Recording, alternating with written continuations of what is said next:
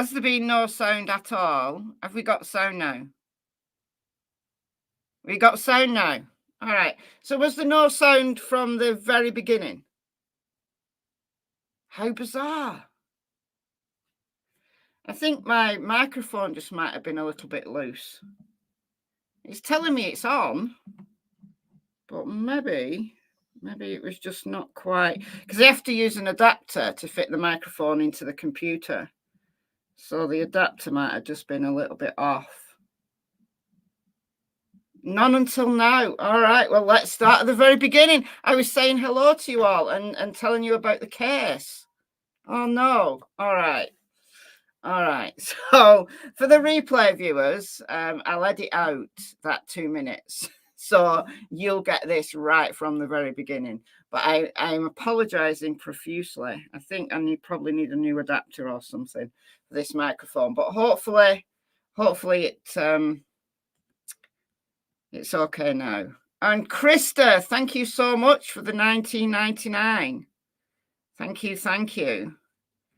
Very kind of you, even though there was no sound. Oh dear. Dear, oh dear. But thank you so much. And Down Under with Love, who's been a member for 23 months now. 1 more month and you'll be officially an OG. All right, let's start at the very beginning. And I was saying hello to people, so I'm not gonna do that again. I was talking about the weather, saying it's a nice day, and oh dear, well, I can skip all that. So Trevor Farthing. Now, I've talked about Trevor's case a few times now, and I've actually been to the scene of where Trevor was last thought to be walking 3 times, I think. So once in the winter and then twice over this summer. But I haven't been there for a couple of months, and I am due to go back again to do another route. So what I've been doing while I've been out there is just basically checking places out, and could Trevor have walked this way? Could Trevor have been seen if he walked this way? That kind of thing. So not like a grid search looking for somebody, but just basically checking out the area. So I am going to be doing another route very soon when Kyle's got a day free or an afternoon free. All I need is an afternoon from him. So I'm going to be doing that soon. So I thought this might be a good opportunity to just basically go over his case. And although I've talked about the details of his case like several times, if you've missed those live streams, then it might be a good one for you to start with, because I'll start the case from the beginning and just basically go through the details. Now, Trevor has been missing since June of 2017. So he's now been missing for over 7 years. It's insane. I was talking to myself, Kathy. I absolutely was. I totally was. Anyhow, not to worry. So Trevor was 52 years old when he went missing, and he'd been with his partner Marie for over 30 years. And it was November last year that Marie went on a podcast called The Missing Podcast. So I'm going to play a few minutes from that podcast, so you'll hear from Marie's own words exactly what happened. And Trevor wasn't in a good place mentally. Things had happened. He wasn't himself. And he spent 3 days in hospital in a mental health unit. And then on the morning of the 21st of June, 2017, the staff couldn't find him. They just lost him. And he was seen in a shop close to the hospital. And that's the last ever sighting. Now, when I get the map up in a few minutes, you'll see that there's so few places actually where Trevor could have gone missing. Like, it's not a particularly difficult terrain, and it's not a huge walk from the place where he was at to his home. It's absolutely bizarre. It's one of those cases that I keep going back to. and rechecking everything. And that's why, you know, there's certain routes I want to do. And because it's so close to me, like it's 18 miles from my door, from my front door, it's an easy place to get to, but it's a completely frustrating, totally frustrating case. So, yeah, it's one of those where you just completely scratch your head. And there's something that I was completely wrong about. I listened to the podcast again this morning from November. So I've heard it maybe 2-3 times before. And they'd found his phone. Because one of the things that I was actually looking for was his phone. Because we know the area where his phone last pinged. And again, I'll show you on the map in a second. But she clearly says, Marie clearly says on the podcast, they found his phone. So the police found his phone. I mistook it. I misheard thinking that they found where his phone last pinged, not that they'd actually found the physical phone. But no. And I'm going to go full screen here and show you the Liverpool Echo. So there was a little bit of media after the podcast. So the local media, not national media, but local media picked up on it. And Liverpool Echo cover a lot of missing persons cases. So this is Trevor. And this is probably very similar to what he looked like when he went missing in 2017. So he had a shaved head, and he's got numerous tattoos, which are distinguishing features. I think he's got a whole sleeve of tattoos, Marie says. And he was wearing a green T-shirt, so it could even have been this very T-shirt that he was wearing when he went missing. Blue jeans, walking boots, and a cap. So I was looking for the physical phone, and then any articles of clothing, like the boots would have survived out in the weather.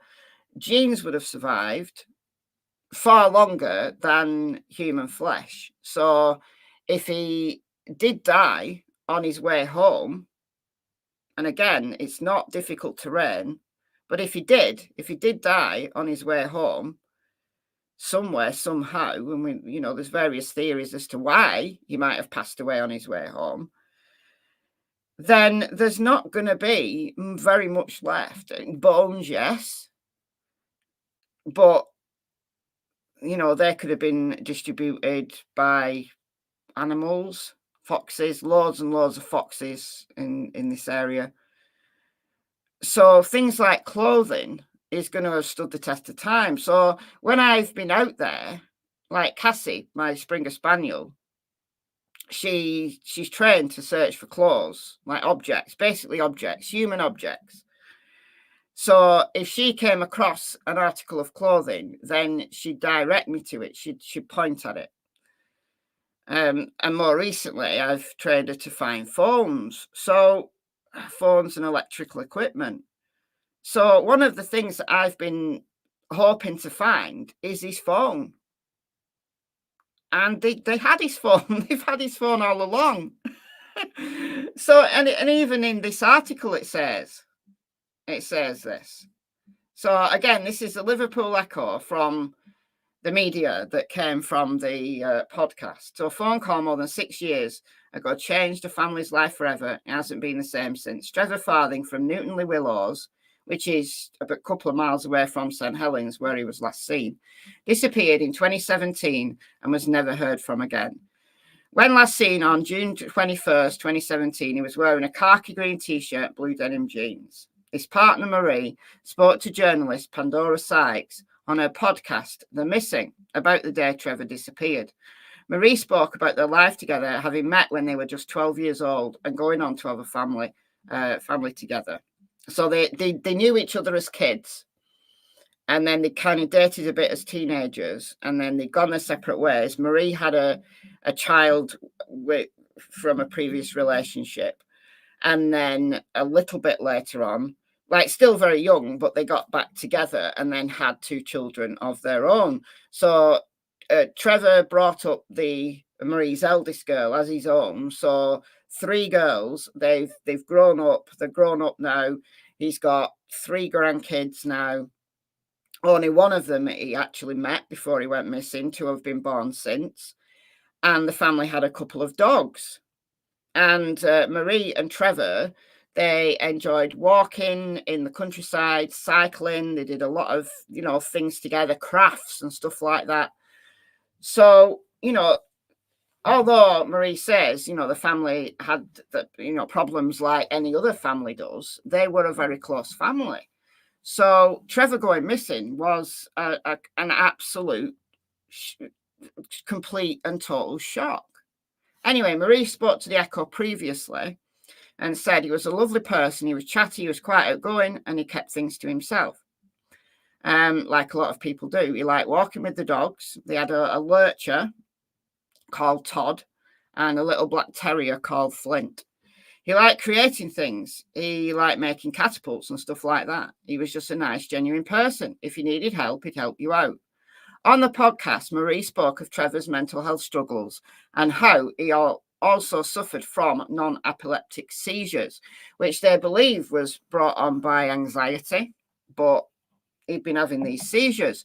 So one of my theories is that he had a seizure and he fell into a body of water. There's loads of water out there, loads of ponds, there's a canal, there's a brook, like a creek, not quite a river, but it's got a current. Now the police did have divers in the canal. They actually searched the canal, but I don't know what other bodies of water were searched. So he liked water, he liked fishing, he liked sitting by water. So that's one of my theories. However, we just don't know. He tried his best to fight these with exercise, visiting the doctor, and he was on medication and socialising. However, one Sunday in June, things suddenly all came to a head, Marie said on the podcast. We got up as usual. He seemed to be a bit irritated further on in the day. He had a drink, so alcohol, which he didn't usually do. He only usually had 1 drink at night or maybe at weekends. So he wasn't a big drinker. He did like socialising, so maybe go out at the weekend. But in the 12 months before he went missing, even that, he became, depressed, and even that he didn't really want to do. He became much more of a homebody, much more introverted in those last few months. But that was, as part of his mental ill health. Anyway, but on this particular Sunday, so I think this would have been the 18th, I think, he was drinking in the day, which was unusual for him. Okay, so he had an argument with one of the daughters, and he went out for a walk with the dogs to cool off, to just cool down. And that didn't help, unfortunately. He came back and he wasn't his usual self. So there's Trevor with the 2 dogs. There's Todd the lurcher, and there's Flint the terrier. Trevor's behaviour escalated, and that night, Marie had no choice but to call 999 for backup. She knew something wasn't right. Something really wasn't right. And he was taken into a mental health facility in St Helens. Again, I'll show you a map in a second. 3 days later, Marie got a phone call from the centre where staff said they could not find Trevor. He was last seen on Marshall's Cross Road in St Helens around 9:30. And he was seen, now I don't know whether this was physically seen, whether somebody recognised him, or whether this was on CCTV. And I'd be interested to know if the police were able to track him via any route on CCTV. So that's There's so many unknowns. There's so many unknowns that have never been made public that the police will know.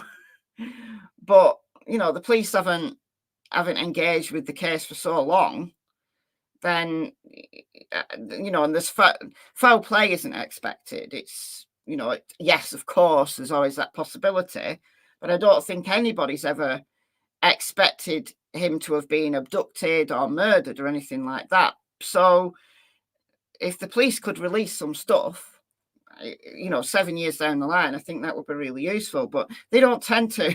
They don't tend to. But there will be a bunch of stuff in a file at Merseyside Police somewhere that would be really, really useful. Anyway, so he was seen on Marshall's Cross Road at a shop buying whiskey around 9:30 a.m. Marie got a call from the facility saying that they couldn't find him. And I think she was at work or she was doing something anyway. And she called the police and she raised the alarm. And I do believe that she actually spoke to Trevor on that morning. I'm not sure, but I think I've read somewhere that she spoke to him that morning. Anyway, when he went missing, Trevor did not have many belongings on him, but he did have his phone. And I've read this article before, and I still didn't pick up on the fact that they found the phone. I don't know. This is why I always say, in any case, you've got to keep going back. You've got to keep going back and back and back, because you miss details, like completely randomly. Why I hadn't picked up on the fact that they'd actually found the physical phone, I have no idea. I was gobsmacked. When I was preparing for this live stream this morning and I listened to the podcast again and I got this article up again, because this is the most recent one. There's no more media after this, and this was December of last year. And it's right there in black and white. Marie says it on the podcast, and I just blanked it out. I assumed, as I said, that they'd located his phone via a pin, so not the physical phone, but they knew where the phone was. But that actually does cut out one of the theories that I've talked about on a previous live stream. So I'll talk about that in a second. Okay, so Trevor did not have many belongings on him, but he did have his phone, which was found close to where the family used to live.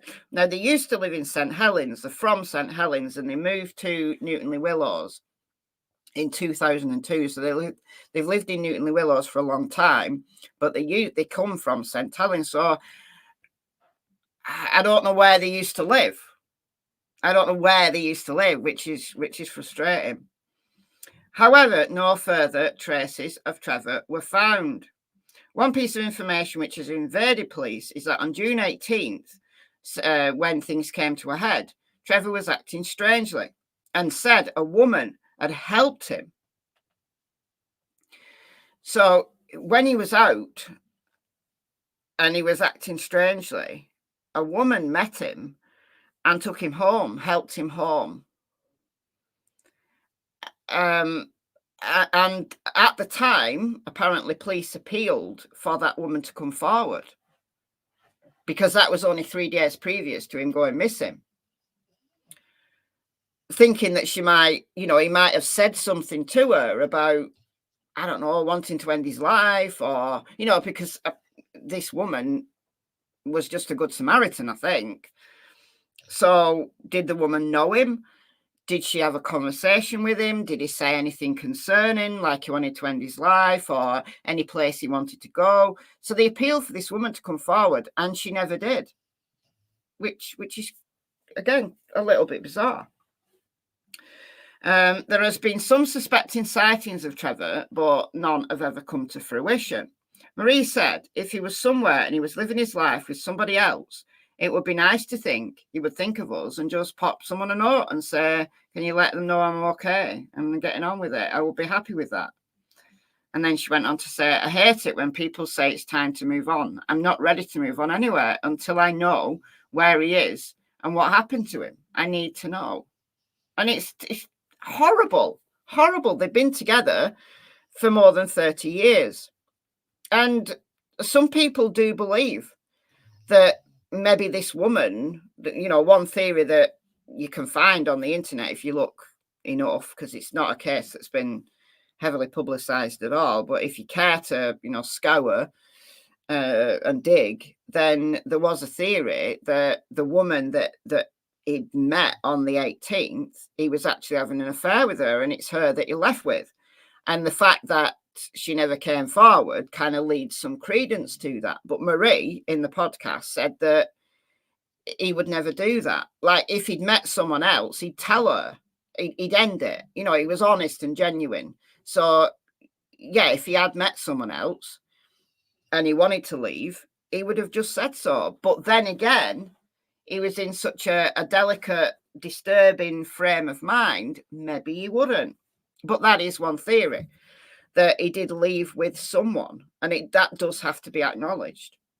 It does have to be acknowledged that the reason why no one can find him in the location where we think he was at, you know, he would have walked, is because he left and he's out there somewhere.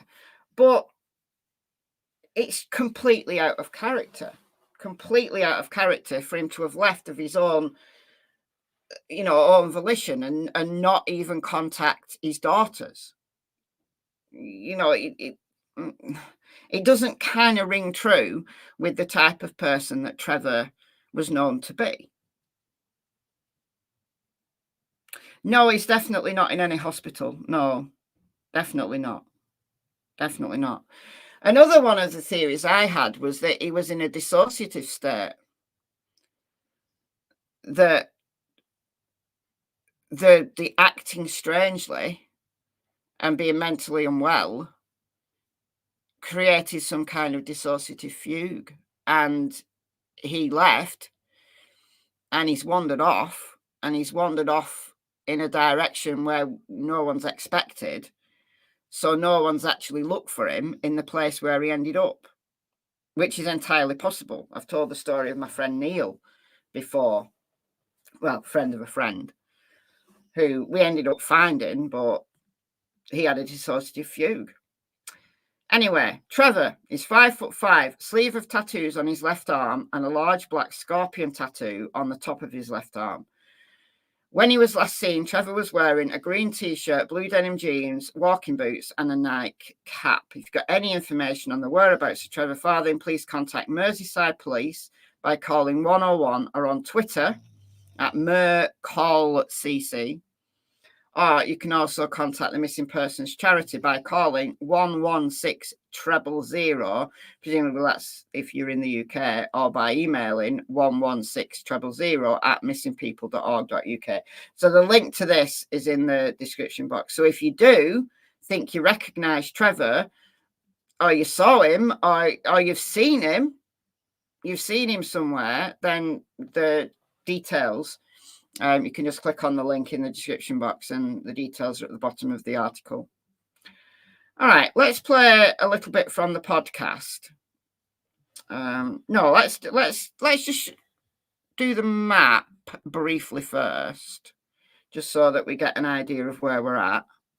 And then I'm going to play a little bit of the podcast, and then I'm going to go back to the map, and I'm going to jiggle between them. That's why I'm sharing my entire screen, which I find annoying, but when I'm using Google Earth, I have to share my entire screen because StreamYard won't see it as a window. It's just so odd. Anyway, all right, so this is St Helens here.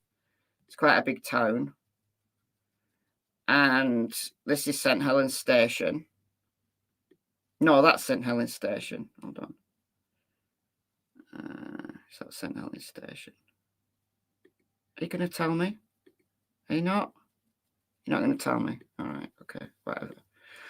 All right, so this is Marshall's Cross Road, where Trevor was last seen. So if we go down to street level here. Oh, I've ended up on the wrong street. I've ended up on the wrong street. All right, we want that street. So the hospital is, this is Marshall's Cross Road here. So this is the hospital up here, but the mental health facility, it's on the same road, but it's a bit further up. So there's the hospital, but the mental health facility, I think it's that. It's further up. Anyway, Trevor walked down here, and we know he definitely walked down here because he was seen at this shop. And this is the only shop that I could find on Marshall's Cross Road. So this looks like the shop where he was last seen, this shop here. So it's on the corner. So he's walked down Marshall's Cross Road, got to a shop. Now, again, I don't know whether he was seen on CCTV or whether someone recognised him in the shop. I don't know the answer to that. Now, there's various ways he could have walked through, like from here, because that's his last sighting. So where did he go? Where did he go? Now, that's his last sighting. Now, where he's headed, if he's going home, is Newtonley Willows, which is just a few miles to the east. So we go out a bit. This is where Trevor lived. Now, I've not put the pin on the exact street. I've just put it in the area. All right, so he's going there. If he's heading home, he's going there. Now, again, we don't know where he was headed. We don't know what. We obviously know he was in a mentally unwell frame of mind, but did he just want to leave the hospital and go home? Or did he want to leave the hospital and go somewhere else? Did he leave the hospital in a dissociative fugue and he's just wandered away? It's so weird seeing places you know on my videos. Okay, so Newtonley Willows. So he's headed there. All right, so it's really not far. And if you're heading home and you like walking, you're probably going to know all the shortcuts. So he's going from here, last sighting, to here.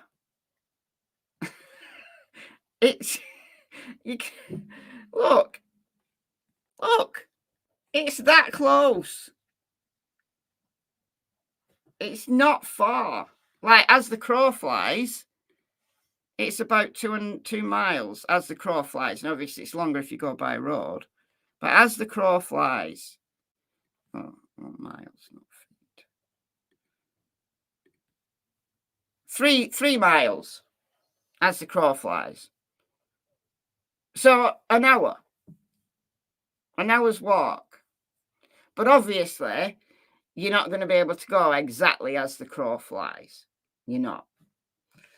So this is one reason why I've been trying to think of all the different routes that he might take based on what Marie said in the podcast.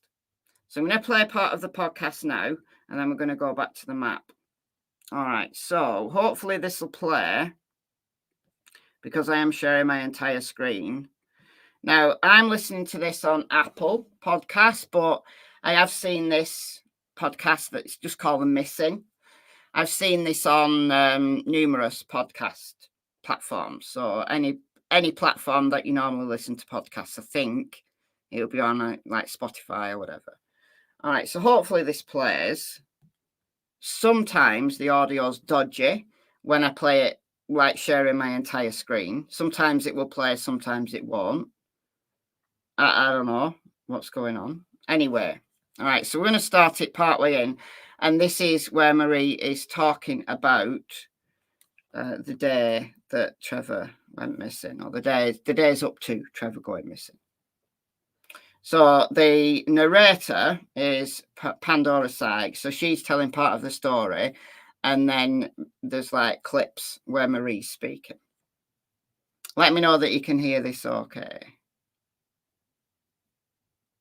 If his phone was found where he used to live, maybe his mental state made him think that that was home and he headed there. Maybe to his old house or other familiar place. Yes, Journey takes a trip. I'm right with you on that, which is why I want to know exactly where he used to live. Like, I know he used to live in St Helens. I know he's from St Helens, but where? Because absolutely, if he was in a confused, dazed, and we also don't know how much medication he was on. We know that his GP had given him medication for his depression, but what had the hospital given him? So we've got to also factor in things like reactions to medication, the fact that they might give you strong medication to calm you down while you're in hospital, but they don't expect you to just get up and walk out. They don't expect to lose a patient. It's a bit disturbing. It's a bit concerning that he was able to walk out anyway. Like my stepbrother had schizophrenia. He was diagnosed with schizophrenia when he was 19. So he spent a lot of time in mental health units when he was young. And I remember going visiting him one night. He was in, it's closed down now, but there used to be a mental health facility like over the other side of CHORLEY, like out in the sticks. And I walked there one night, and me and my boyfriend at the time, and we went to visit Ian, and we got in fine. Now this was like quite not late at night, maybe like 8:30, something like that. We were able to walk in. Now this was in the 1980s, right? We were just able to walk in and ask someone, could we speak to Ian? And Ian came, had a chat with us, and then went back to his room. But could we get out? We could not get back out. Like, they thought we were patients trying to escape. And I was like, look, I've got my dog waiting outside. So if you go downstairs and look, there's a dog sitting, waiting for me to come back. So if I'm a patient, you are, where's the dog come from? And I said, you can call my dad. Anyway, they let us out. But no, they weren't for letting us out. They thought we were escaping patients. So it's a bit disturbing. That was in the 1980s. It's a bit disturbing that in 2017, someone in a mental health facility can just disappear. That concerns me greatly. All right, but that's an aside. All right, let me know that you can hear this. Okay. Monday, in June 2017, everything suddenly came to a head. When we got up as usual, he seemed a bit irritated further on in the day. He had a drink on that day as well, which he doesn't usually do. He only usually has a drink on a night, maybe at weekends. So we've got good audio, good stuff.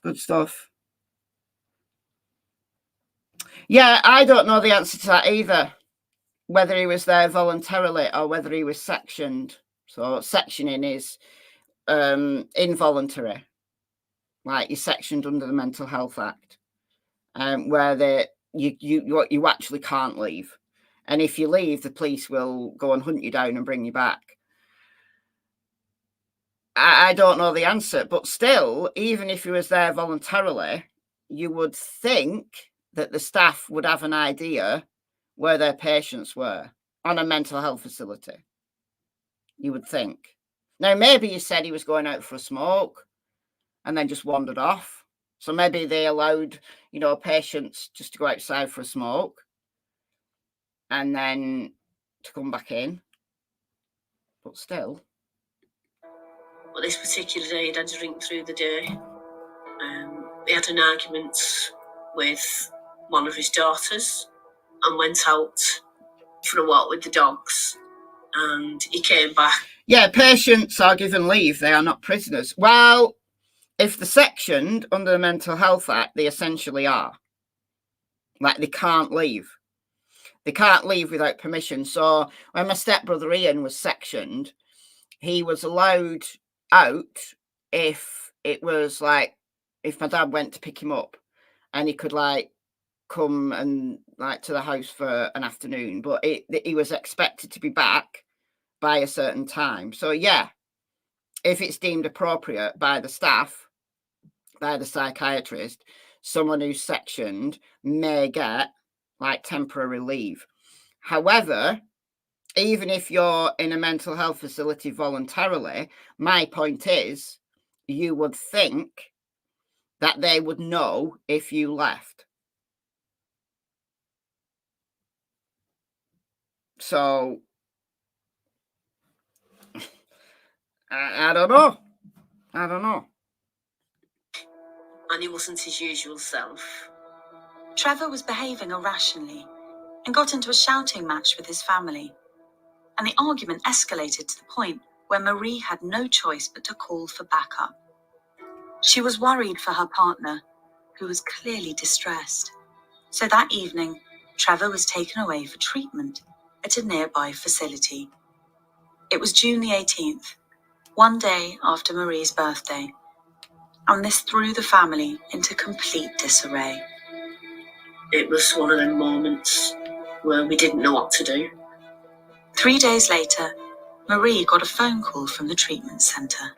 He'd left and they can't find him. Trevor was last seen on Marshall's Cross Road in St Helens at about 9:30 in the morning, a busy main road not far from the facility he had spent the last few nights in. Marie didn't know where Trevor had gone or what was going through his mind, but she knew there was no time to ruminate on it and immediately sprang into action. Well, I contacted the police to tell them and that he'd gone missing, and they put everything into the process of looking for him straight away. I think because he came from the facility as well. Whereas I think if he hadn't have been there, then the search might not have gone ahead as quick as it did. So he was deemed a vulnerable person. So he would have been given like the same, like there's different categories of missing people. So if you're deemed high risk and vulnerable, like Nicola Bulley was given high risk vulnerable because she'd been having some medical problems and she went missing by a river. So I'm assuming that what Marie's saying here is that Trevor was deemed high risk and vulnerable. So like there's more resources that go into finding a missing person who is deemed high risk vulnerable than somebody who is, you know, perfectly healthy, is an adult, and maybe they've just wanted to go and spend some time on their own, which, you know, other people might think they're missing, but the police don't take it terribly seriously because as an adult who is totally healthy, you're entitled to do that. You know, you don't need to tell anybody where you're going, you know, so the police do have to kind of weigh that up. But because he'd basically escaped or left a medical facility, then he would have been deemed high risk vulnerable. So in a second, Marie's going to talk about the search and how much effort they actually put in to, you know, those early days. And the police do seem to have done quite a bit of work in those early days. So it begs the question, did they just miss him or is he not there? And that's what is so frustrating but intriguing at the same time. Yeah, they send out a code red if you escape under the Mental Health Act. Oh yeah, absolutely. But again, we don't know whether he was actually sectioned under the Mental Health Act or he was there voluntarily. But even so, you would think that they'd know, you know, let's say if he'd gone out for a smoke, you think they'd have a camera or something. You know, at least they'd know. I don't know. Maybe they were understaffed. I do not know. Yeah, people with dementia often want to escape. And if they do manage to escape, they will go back to an earlier time in their life and probably end up somewhere where they enjoyed being as a child, or an old family home. They think they're at, at home, and they're at the wrong house. But at least that then alerts somebody as to where they are. And it's very similar to people in dissociative fugue. That confusion, it might trigger them to believe maybe that they're in an earlier part of their life. So going back to where we used to live kind of fits with that idea that it was in some kind of dissociative state. It kind of fits. Who saw him? Well, he was last seen at the shop on Marshall Cross Road. So again, like I said before, I don't know whether that was the police asked the CCTV and they saw him on the CCTV, or whether someone in the shop knew him. I suspect, although I don't know, I suspect it was CCTV. So anyone perceived as being in a vulnerable place, as Trevor was at that time, is treated by police with the utmost urgency.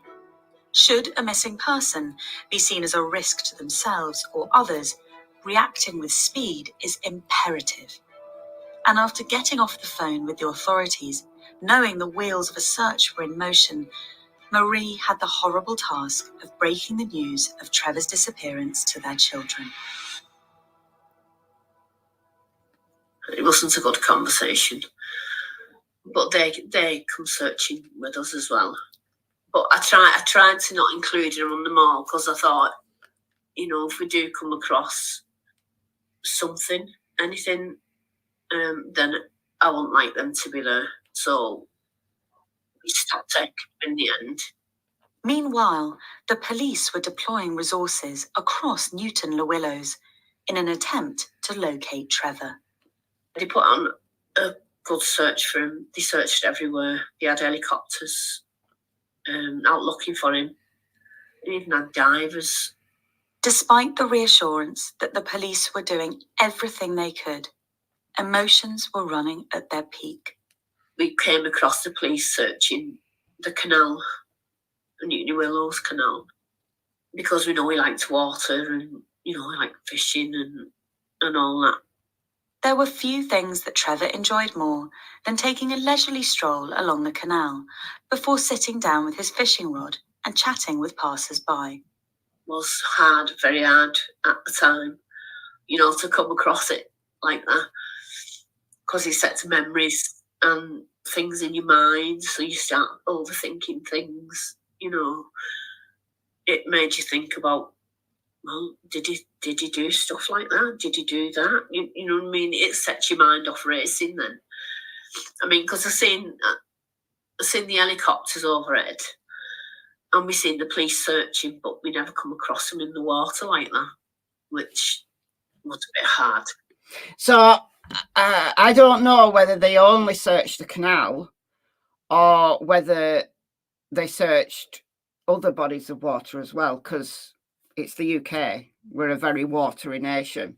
But if I just go back to the map here, just to show you where the canal is.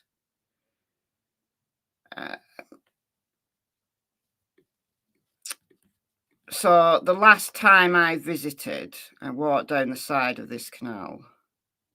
So it's a disused canal. So here is, there's a brook, Sankey Brook. So I've done that, walked down here for about a mile. So there is a video on that as well. But again, it's just checking out areas, checking out routes. And then this is the canal. So it's disused. So it just basically starts, and then it's a lovely walk. Lovely walk. And you can get to the canal either from anywhere along here. Like we park, there's the Nine Arches Viaduct. We park up here. and then walk down this way. But you can also get to the canal from Newtonley Willows. So I think this would have been where Trevor got to the canal. Like there's a car park there. And then there's a little bridge there. So the canal goes for miles. But it's basically stagnant. You know, it's a disused canal. It's just one big, it's like a big, long, thin pond, basically. Whereas the brook, even though it's not deep, it does have a current to it. But I'd be interested to know whether they only searched this canal. How far did they search the canal?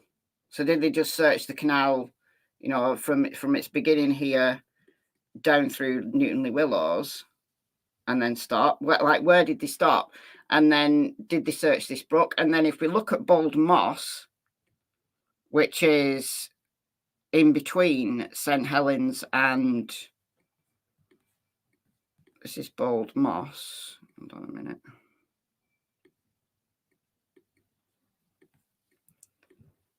This is Bold Moss here, in between St Helens and Newtonley Willows.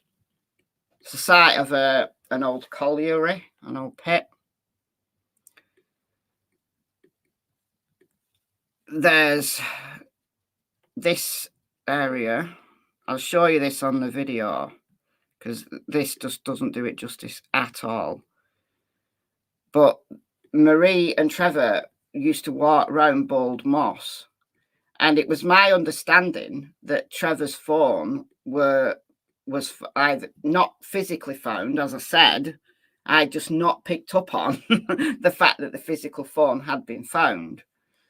But it was my understanding that the phone last pinged on Bold Moss. So Bold Moss is separated by the railway. Like, there's two halves of it separated by the railway. So one theory that was discussed in a previous live stream that I did was maybe Trevor got on the train at St Helens and was travelling this way, and his phone just happened to ping, like a historical ping was picked up as he travelled. So he actually had his phone on a train. But that can't be true. That theory can't be true now. That theory cannot be true because his physical phone was found. But Marie said it was found close to where they used to live. So if they used to walk around Bold Moss a lot, well, did they used to live around here? Or did they used to live around here? Or did they used to live around here? Like, where did they used to live? Because if his phone was found near where they used to live, then, which it was, Marie says it was, then why was he there? Was he there because he was in a dissociative state and he thought that's where he used to live? And then once he realised that's not where he used to live, well, at least not where he lives now, then he wandered off somewhere else. And if he wandered off somewhere else, then he's wandered off into Bold Moss, because that's on his way home. So there's numerous bodies of water in Bold Moss. There's this. There's also this pond here. And these are quite big ponds. These, you know, it's not doing it justice on the map. I'll show you the big pond in a minute. There. There's also one down here somewhere. There. There's also one there. That actually might not be. I don't know if that's pond or just mud. There's another big one somewhere. But my point is that these ponds are decent sized bodies of water. They're not little puddles. So here's one I prepared earlier. This is my video from December. And this is the lagoon.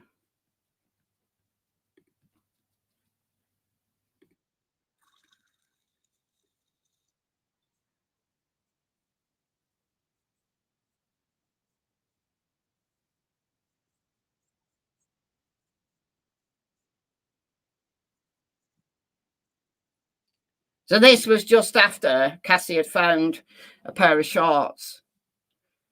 So we discussed that on the live stream where I talked through this footage. Cassie found a pair of shorts by the side of this pond, like small lake. It's a big body of water.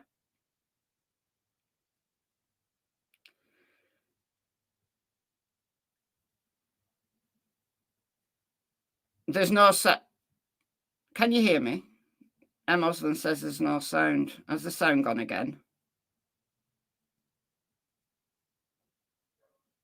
Can someone let me know? Hello? Sounds okay. All right, good stuff. Okay. But yeah, Cassie found this pair of shorts, and we had a discussion about whether these shorts could be relevant, but they look too small. They look like kids, not kids, but teenagers' shorts. Somebody actually found the exact brand. Somebody in my Facebook group found the exact brand afterwards. But yeah, I'm just going to play a couple more seconds of this, just to like pan around the camera, just to see how big this lake actually is.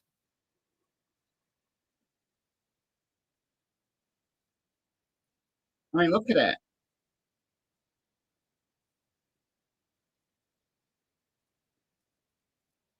Now, I don't know how deep it is. I've no way of knowing how deep it is. So I'm talking about his phone. I'm talking about his phone. I talked about his phone a lot in previous live streams, thinking that we need to find his phone. But his phone, they'd already found. The police found his phone. It's so irritating. So how would he have fallen in here, though, is the question. Like, if he fell in, would he have died? Well, my other theory is that possibly if he was sat by one of these lakes and he had a seizure and he fell in, you can drown in a few inches of water. But surely his body would have turned up, because it's not like this is a Scottish loch, which are tend to be mega deep, and they get very deep very quickly. Like Scottish lochs, the very most of them, not all, most of them get very deep very quickly. Like, surely his body would have surfaced, and it's June. It was June.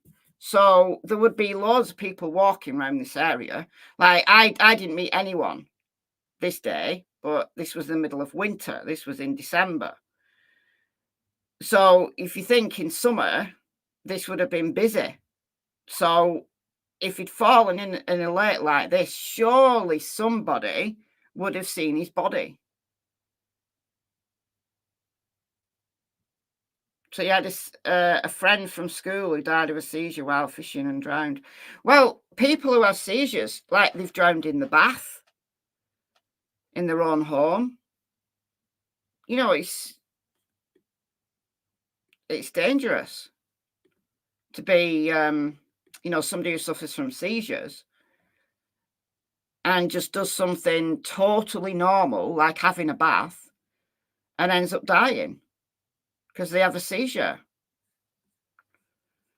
So I don't know. One of my theories is that he is in a body of water, but I don't understand, given how busy this would have been in the summertime, how no one could have seen him. And it's the same, whether he fell into a body of water accidentally, having a seizure, or whether he chose to take his own life. There would be a body. How come in 7 years no one has come across anything? Because, like I said, it's not a large 3 miles from the shop at Marshall's Cross Road to Trevor's house. That's going in as the crow flies, in a straight line. So it's bizarre. It's one of them. It's a bizarre. Right, let's listen to a few more minutes of this here. Trevor hadn't taken many belongings with him when he'd gone into the facility, so some of the more typical methods of trying to discern someone's whereabouts weren't an option for investigators. No, because he didn't have anything with him. All his bank cards and everything. You see, Trevor was like the old kind of guy. He didn't like cash machines. He liked to go into a bank. One thing Trevor did have on him, however, was his mobile phone. You know what I mean? He didn't like modern phones. He liked the old-fashioned type, just a button and get where you're going without all these fancy screens. He was kind of old-fashioned in a way. He didn't like technology. He didn't like the world moving on as quick as it was. But yeah, he had a phone on him. That's why they found his phone. That's why they found his phone. How I'd not heard that in the previous times that I'd listened to this. I was under the misconception that the phone was located through a ping, not the physical phone. How I missed that, I have no idea. Despite the age of the phone, authorities did manage to triangulate its location. Well, the area where it was pinged was around the place where we used to live before we moved to this address. So the area where it is found is where they used to live. Now, again, I don't know where they used to live, but that would be really important to know. And I don't want to bug the family. I don't like contacting families. This is the thing. I don't like contacting families and bugging them for details. I know, like sleuths as a sleuth, that's what sleuths do, but I don't like doing it. But if anybody does know that any member of the family, if I can have an address or even a road, just a road, I don't need the house number, just the road where they used to live, and if known, where the phone was found, that would be really helpful. That would be incredibly helpful. It was called the Bald Moss Common. So Bald Moss Common, right? So that's the area where they used to live. So this is Bald Moss. You've got Bald Road, Bald Lane there. And you can get into Bald Moss through here. There's a path up here. This is all like public land. But there's also some areas where you can get in on this side. Now, I haven't visited this side. I went round here. This side, I went in here. I went through those woods and walked around here. There's like a hill there. Walked around there. Went to this lake. Didn't walk all the way around the lake, but went to this lake and then went back. So I know what this side looks like. Now, I haven't been in this big thick thing here.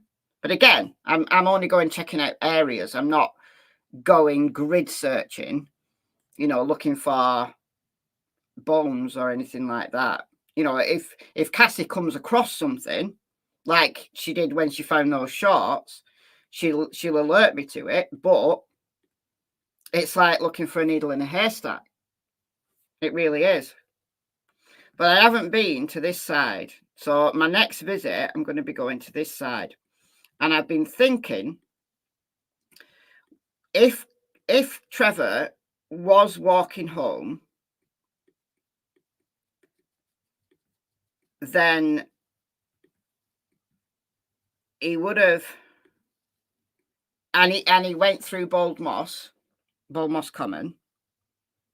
This is why it's important for me to know the area where they used to live. So if they used to live near Bald Moss, then did they live here? Did they live here? Did they live here? Those are the kind of three areas where they may have lived, right? So if anybody can find that out, that would be great. So I've been thinking for my next visit, I'm going to do the route that Trevor might have gone. So there's two ways that he could have got onto Bald Moss. There's probably more than two, but there's 2 areas where he could have got onto Bald Moss. So he could have gone down this road, which is a busy road, Robin Lane. And if he'd gone down this road, what is it called? Rollins Lane or Robin Lane? Can't see. I need glasses. But anyway, this is the main road, and it goes to the station. Surely, if you'd walked down here, there would have been CCTV, something, anything. Because Trevor was deemed a high-risk missing person, like the police put out appeals. So presumably, they would have put out appeals asking for CCTV for the morning of the 21st of June. All right. So if he'd gone down this way, there would have been a good chance that he would have been caught on some kind of surveillance camera, presumably. However, if he'd gone all the way down to the station, I can't see a way from there that he can get onto Bald Moss because of the railway. But there is an entrance here. So if you go down there, and then you can cut through, and if he knows this area well, he would know how to get onto Bald Moss through this area. All right, so let's go down to this area. So on my next visit, I'm either going to start here,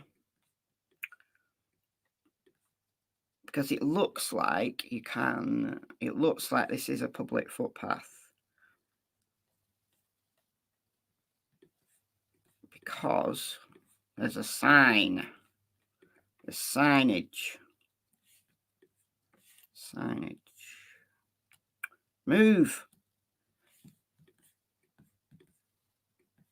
There is a public footpath sign. I don't think you can see it really well. But yeah, there's a cut through there, and that will take you on to Bald Moss. So if Trevor lived around here, this area, then he would probably have known this cut through. And presumably there's other cut throughs as well. So it takes you through. There's this path that goes all the way down here. Some kind of scrappy place.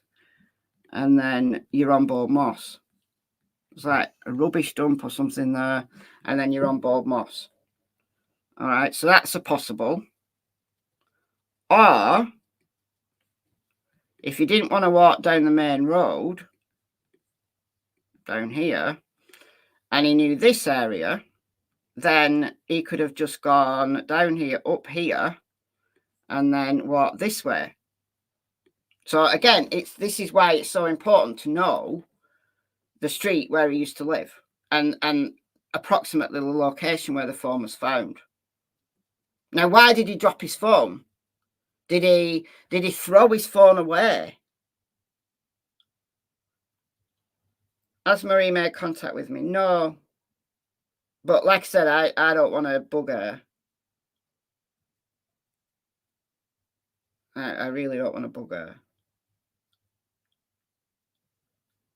Do I have an old phone book for that area? No. No. I don't. Do they even give physical phone books out anymore? I don't get a physical phone book here. We've not had physical phone books for years. I used to like the phone book. I used to like looking through the phone book. Like when I was a kid, like once a year, you got a new phone book. I used to love it. Like looking up all the people that I knew. I'd be like 10 or something. I was a real geek when I was 10. Okay, so if you used to live in this area, then there is another way in. So he could have gone this way. Now, maybe some of these houses wouldn't have been there in 2017. Like, remember, this is 2023 or 2022. Like, oh, let's do 2019. 2016, all right. That might be as close as we're going to get. 017. Hold on. 2018. 16. We'll do 18. So in 2018, it looked like this. So there was no houses there in 2018. So he easily could have walked through there. So it gone this way, up here, or even up here, through here. And then there's even a road there. There's a way in there, potentially. Yeah, there is.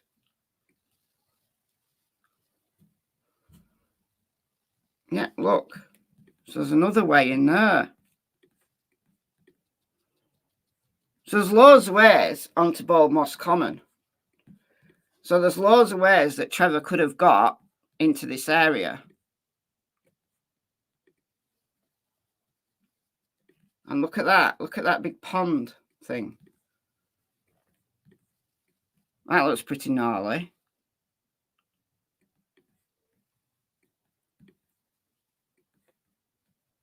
Pretty gnarly pond. What was that like in the past?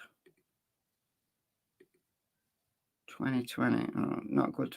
Not good imagery. 2018.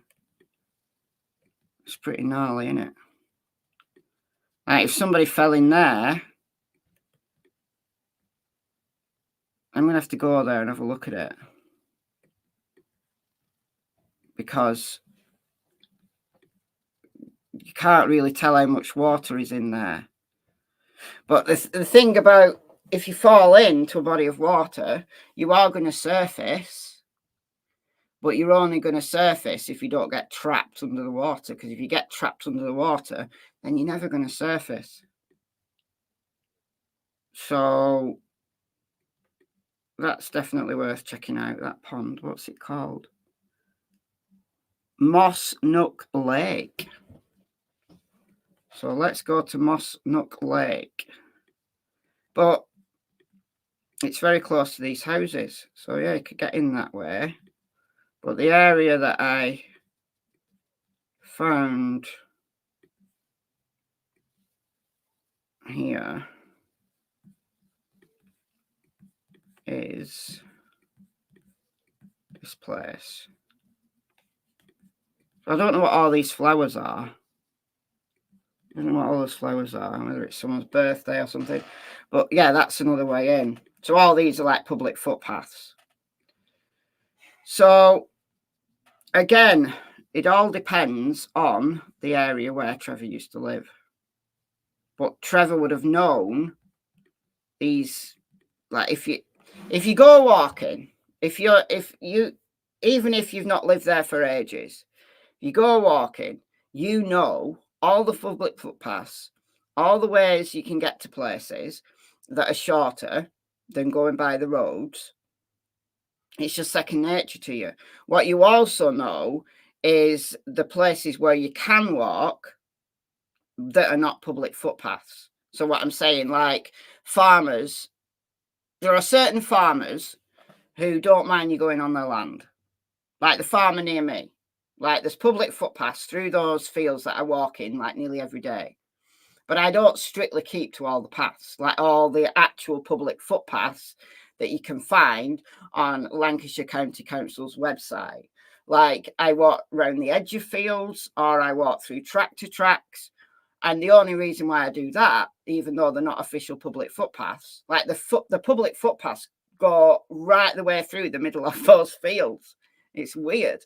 But they're just historic paths. But walking around the edge of the field, the farmer doesn't mind. He doesn't care. As long as you don't, you're not trampling his crops down, he doesn't mind. He doesn't mind people walking on his land. There are other farmers, however, who do have a problem with it. And they put signs up, or they'll put fences up, and you can't get on there. So the point is, even in areas where it's not strictly public footpath walking routes, if you're local, you will know the places where you can go. So the other thing that I want to know is, if Trevor did walk this way, right? Whether he went in here, whether he went in here, or whether he went in here, or in another area that I've not realised. How would he have got out? Assuming that he was heading for home, because we've only got the assumption that he was heading for home. So there's an exit on this road here. So you go through Bald Moss, either this way or this way, and you're nearly at home. You're nearly at home. That's the car park where we parked when I went to the Sankey Canal. That's Trevor's home right there. So if you got the way over Bald Moss, and again, it's not difficult terrain at all, then how does he get from there to Newtonley Willows? Well, if it were me, I'd just walk over these fields in a straight line. Because that's me. That's what I do. But not being a local and just using the map, I don't know how the farmers feel about that. So we've got public footpath sign there. So that's where it comes out of Bald Moss. So where does Trevor go from here? Assuming that he's heading for Newtonley Willows. So I'd hop that fence and just walk in a straight line. But given that there's a fence up, presumably the farmer doesn't want people walking in this field. That's how farmers tell you, like in unwritten. It's like an unwritten rule. Even if it's a tiny fence, this field's fenced off, this field's out of bounds. Simple as that. All right. But there could be, because if there's a footpath that comes out here, usually these public footpaths are historical paths that people have walked on for years and years and years. So does it just stop there? Or is there a way over these fields? I don't know the answer to that. But Trevor probably would know. Or did he go by road? So he gets to here. He gets to here. And then he just takes the road. So if he takes the road, then he's going to go up here, along here.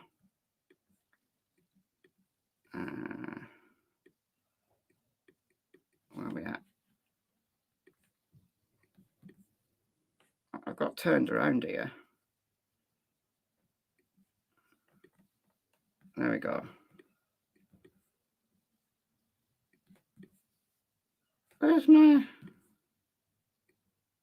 There we go. Got turned around. Here we go. So exit from Bald Moss. So he could go up here, down here, and then he's at Newtonley Willows. Or he could go down there, and then this, I think, looks like public land. So again, you could take off the road here, and then maybe down there. Maybe there's a path there. So it's almost a straight line. Done.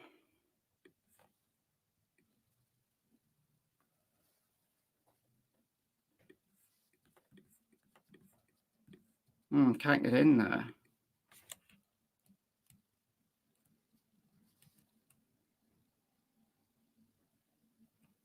I bet you any money there's a path though. Why is Google Earth being so weird today?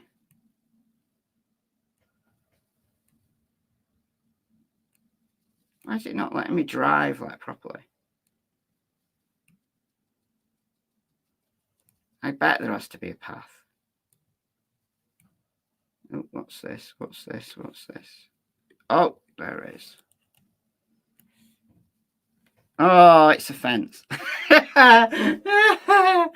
Oh dear. All right. So maybe at that point you would have had to go by road because that's fenced off. But anyway, how can you go missing? How can you go missing walking 3 miles? A 3 mile walk. How can you go missing?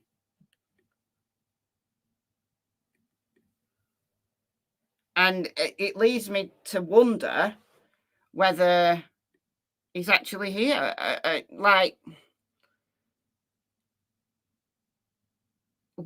Could he possibly have left his whole life behind?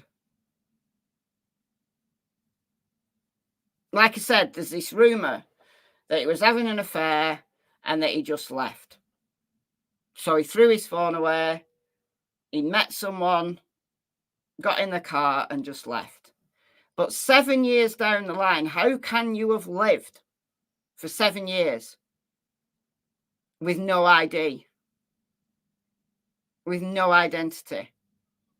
You'd have had to have got yourself some fake ID, some very convincing fake ID to be able to set up a new bank account. Where would he have got his money from? Because, you know, to get a job, you need a national insurance number. So it's like the same as a social security number for those in the US. And that's so you need your national insurance number. And when you get a new job, you have to give your national insurance number. It goes like to sort out your tax and stuff like that. You won't be able to claim benefits from the government. If you went to a hospital, you'd have to give a fake name. I don't know how you could live like this day and age. I'm sure it's possible, but how probable is it? You know, you would have had to have had somebody willing to pay for you.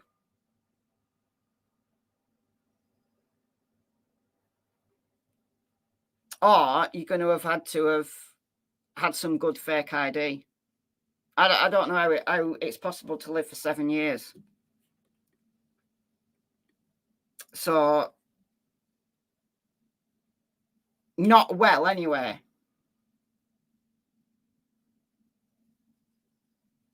So, my feeling is that Trevor is no longer alive. But where's his body? Oh, thank you, Purple AJ. Thank you so much. Hold on, let's move up a bit.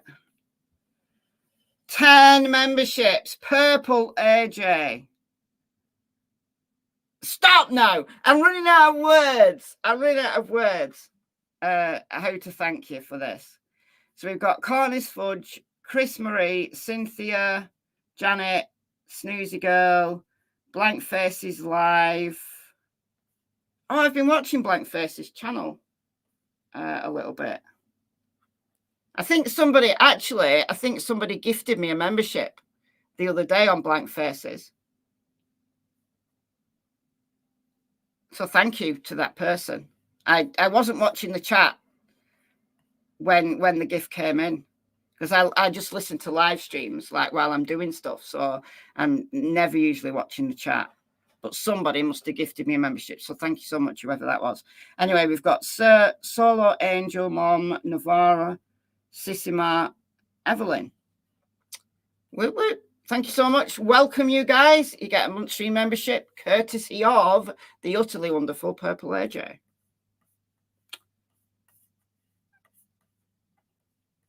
And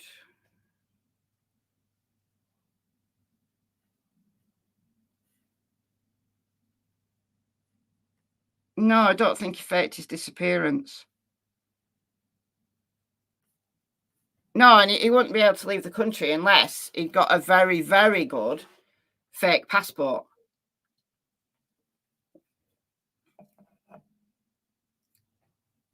So that kind of thing is not as easy as it looks on the movies, is it? Never tried it. I had fake ID when I was young to get into nightclubs.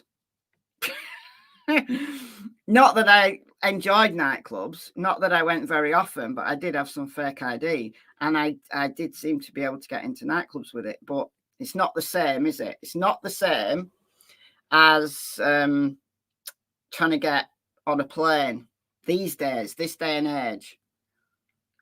they're a little bit careful, aren't they, about things like passports and stuff. So I don't know, but I am going to be going back. Oh, thank you, BCTV, a different videographer for the £3.99. Thank you so much. Yeah, if he walked away, he'd have to be living rough or totally reliant on someone else. Yeah. Which I think later on in this podcast, Marie says that when they go anywhere, when they go to a town anywhere, they're always looking at homeless people. Like, there's loads of homeless people in Manchester, Liverpool, and, they're sleeping on the streets, and, you kind of pass them by, maybe throw them a couple of quid or something for a brew, but you just pass them by. But Marie says in this podcast that, that they're always looking for people living rough. And they've had, people come to them with sightings, and it's never led to Trevor. It's just never led to him. Stolen identity, possible, but you'd have to know how to do these things. As I said, it's not as easy as it is in the movies. And Trevor was just like a simple guy. He liked the simple things in life, going fishing, going walking, going for a bike ride, taking his dogs out. And he didn't even like ATMs. He preferred going into a bank and presumably getting cash out. So maybe, he could be one of those people who lives cash only. But 7 years down the line, where's the cash been coming from? And it doesn't sound, somebody who likes those simple things in life, doesn't sound like somebody who would have the contacts to be able to get them a fake or a stolen passport, national insurance number, those kind of things. You need to know the right people to be able to do that successfully.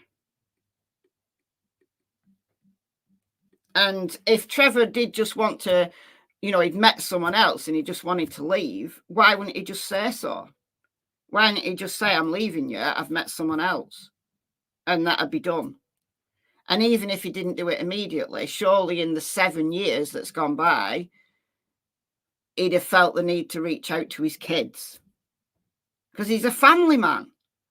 He's a family man. I don't see how he's done that, why he would do that, and how he could do that.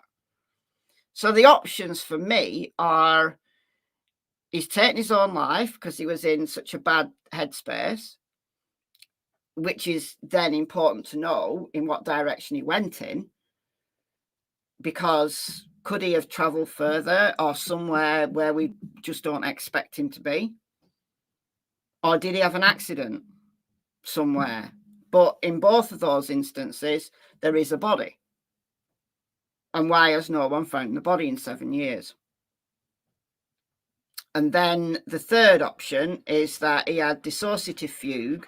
So he didn't mean to wander off. He meant to go home, but he got completely lost and he's ended up in a location, maybe living rough for some time, and then has since maybe passed away, but in a different location than where anybody's looked. I don't know. How can you go missing as a grown man in 3 miles? How is that even possible? And low down on the list is foul play.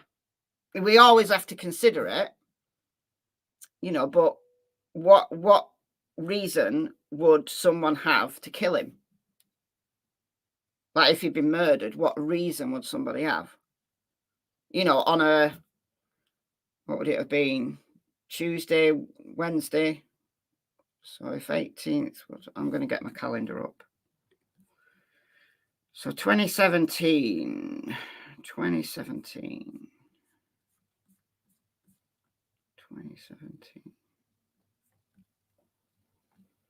All right, June. So the 18th was the Sunday. He went missing on the 21st. So Wednesday morning. So Wednesday morning at 9:30, he buys a bottle of whiskey at the shop on Marshall's Cross Road in St Helens and is never seen again. So who's out and about wanting to murder a middle-aged man on a Wednesday morning? What motive would they possibly have? Did he have any enemies? Doesn't strike me as the kind of guy that would have loads of enemies. Did he get into an argument with somebody that went wrong? But again, where's the body? Did somebody successfully hide him? I think it always has to be there as a possible, but I don't think in this instance it's that probable because he was aggressive. Maybe if he was in a really mentally confused state of mind, yeah, could have got into a fight that ended really badly. But then somebody would have had to hide the body. So where's the body? Well, it's a very rural area. So, yeah, it's possible. I mean, St Helens isn't rural. Then you've got Newton Willows, but all the way around, you've got farmland. Oh, that's quite busy down there. So you've got farmland and then some quite large towns. And then out this way is Liverpool. Hold on.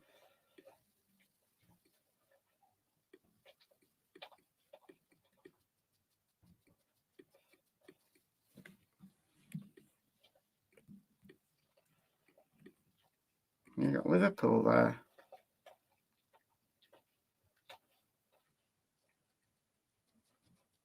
I guess someone could have thrown him in the Mersey. It's a few miles away. Throw somebody in the Mersey, they're going to be out to sea before people realise they're missing.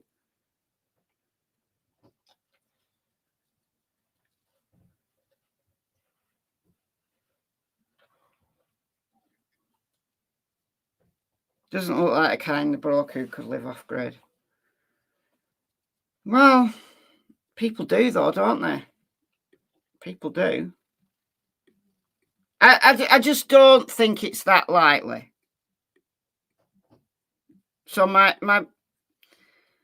main theories are he's ended his own life, or he had an accident like a seizure that resulted in him losing his life. Which is why it's so important to know what direction he could possibly have been heading in. We're all assuming that he was heading towards home because his phone was found near where they used to live, and that was near Boldmoss Common. But beyond that, we've got nothing else to go off. How old is he? He was 52 when he went missing. So he would be 59 now.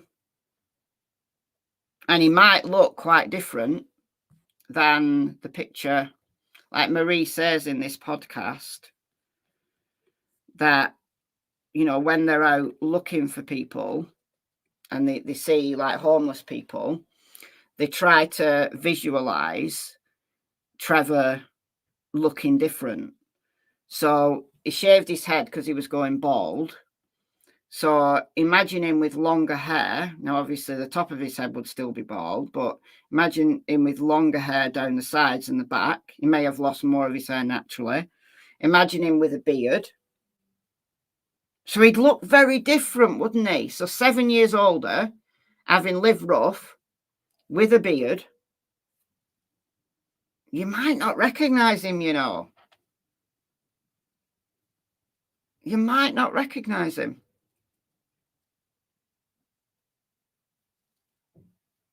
I just don't know. I just do not know. It's possible a confrontation occurred. It is possible, yeah. It is possible. But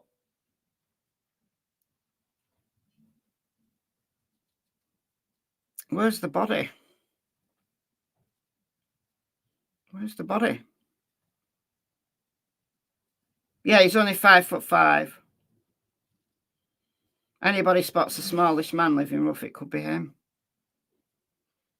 Trouble is, though, like homeless like they tend to be sitting down, like outside of like train stations or parks or places where there's, you know, some shelter. And you might not necessarily know they were homeless if they're kind of walking around. What about CCTV? Well, like I said, there would have been CCTV if he'd walked. Oh, where are you taking me? Stop. If he'd walked down the main road in St Helens here, I'm assuming that there would have been CCTV. That's his last sighting there. If he walked down here for any length of time, it's quite busy. Somebody would have seen him. But if he'd gone, once he's off the main roads, like out of St Helens, then there's no CCTV. Like Bournemouth Common, there's no CCTV. Like it's just a wooded area, and then these trails, like for people to walk on. And then this is all farmland, so there's no CCTV there. Like this is very rural, like this strip here. And then you're in Newtonley Willows, which is just like a regular town, very residential. It's not very built up, but it's very residential, lots of housing estates. So in between St Helens and Newtonley Willows, the chances of CCTV, the chances of CCTV, no, there wouldn't be any. He looks clean and well groomed in that photo. Yeah, apparently he was. You know, he shaved his head because he was going bald, and he was just a normal guy, a family man.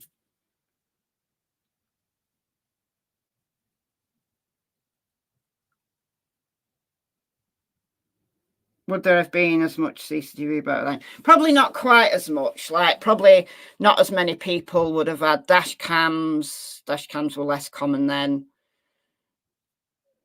Not everybody had a smartphone then. Not as many people had like Ring doorbells or anything like that then. But CCTV on things like buildings, shops, yeah, absolutely. They, you know, in public places, CCTV is it's all over the place, and it was in 2017, just like it is today. So personal surveillance, less common than today, but public surveillance would have been absolutely the same. And if he'd gone on a train, there would have been CCTV at certainly this station, because it's quite big. Now, one of the sightings of him was at Earlstown station. Well, somebody thought it was him. This is Earlstown here. Now, this is only a small station. Is that Earlstown? I think possibly that is Earlstown. Is it going to tell me? You going to tell me? Earlstown, yeah. Now, that's only a small station. Maybe in 2017 they wouldn't have had CCTV there. So somebody said that they saw a man that looked like him at Earlstown. Who knows? Because, you see, the thing is, he's just like a regular looking guy. He's not got any huge distinguishing features. He's just a regular looking guy. I mean, a little bit short for a man, but that's it. Somebody just like waiting on a train or walking down the road, you're not going to look twice at them, honestly.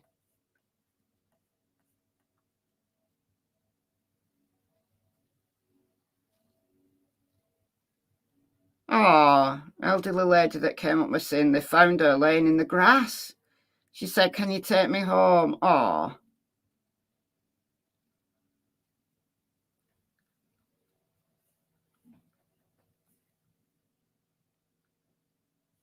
Oh. think it could involve adverse reactions to medication. Yeah. I mean, there's obviously a reason why he left. He wasn't happy there. Adverse reaction to medication. He was irritated and angry when he was taken to hospital. So maybe whatever medication they gave him didn't calm him down. Maybe it made him worse. So for whatever reason, he wasn't happy when he left. So it's very possible that he could have taken his own life, or got completely drunk, bought a bottle of whiskey from the shop at 9:30 in the morning, got completely drunk, had a seizure, and fallen down somewhere and died. Those are my two theories, main theories, most likely scenarios. But we can't exclude the possibility that he's wandered off and he's living rough and he's managed to survive. And then beyond that, even less likely, in my opinion, is him being murdered. It's possible, but it's not likely. Or that he was picked up by somebody who he was having an affair with and he's gone off and started a new life. I think that's the least likely, given what Trevor was like. And given that surely he would have just said something, at least to his kids. So anyway, right, I'm going to call it. I did say that I wasn't going to be on too long, but who knows how long I've been on. Oh, 1 hour 41. That's not too long. But my battery's about to die on this computer, and I'd have to go and get my charger from the other room. So I'm going to go now before I die, before my battery dies. So thank you so much for joining me once again for another live. Don't know what case I'm going to cover tomorrow. Like all the cases that I'm covering, there's a little bit of a lull in most of the cases that I'm covering. Like there's nothing new in Sebastian's case. The Delphi case is chugging along. There'll be some stuff on Delphi this week, I'm sure, that I'll want to talk about. But yeah, after Jay Slater, like Jay Slater just blew up. Everyone was talking about Jay Slater in this country, at least. Everyone was talking about Jay Slater. But after Jay's case, there's not been any new big cases. So what I'm doing is catching up on the cases like this one that have been kind of there in the background. So hopefully sometime this week, Kyle will have an afternoon when he's free to give me a lift to St Helens. And if not this week, then definitely next week.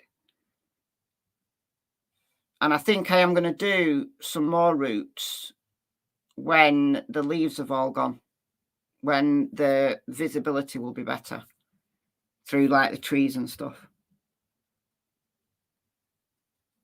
Anything new in the case of Cecilia? Who's that? Cecilia? Case on Cecilia. Do you mean Sardinia? Do you mean Michael Freeson? I think you mean Sardinia. No, he's still missing.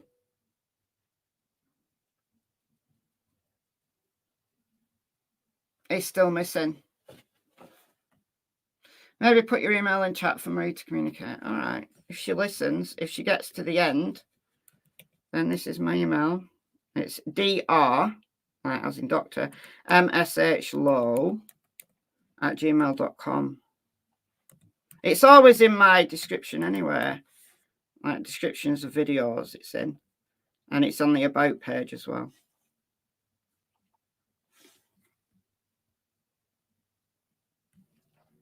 But I don't regularly check my emails. I only semi-regularly check them. So if you send me an email, you might wait ages for a reply. But yeah, if she wants to contact me, I'd be very grateful. Especially in terms of where they used to live, exactly where his phone was found, and any kind of direction that she thinks he might have gone in. Those kind of things, you know, I don't want to bug them though. I don't like doing that to families. I really don't like doing that to families. But I guess I should, as a sleuth, you know, get all the juicy deets. But I leave it to other people and then talk about what they've all got to say. So, all right, I'm getting the low battery signage here now. Your Mac will sleep soon unless plugged into a power source. All right. All right. Thank you all. Thank you, as always, to the mods who give me so much time for absolutely no reward whatsoever other than a thanks. Thank you for those that donated. Welcome to the new members. And I will see you soon with another case. Bye, guys.